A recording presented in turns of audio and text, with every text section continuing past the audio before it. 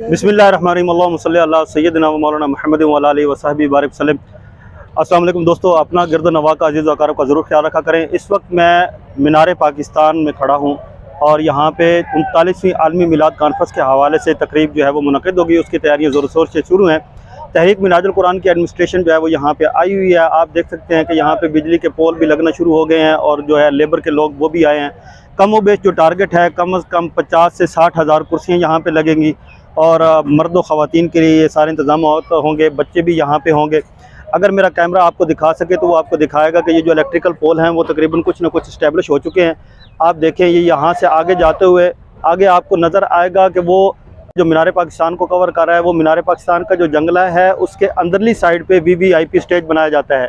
अगर आप देखें तो मीनार पाकिस्तान के बिल्कुल करीब जो है वो वहाँ पे टेबल वहाँ पे पहुँच चुके हैं जो कि वीवीआईपी स्टेज बनेगा और वहाँ पे उलमा, मशाइख और दीगर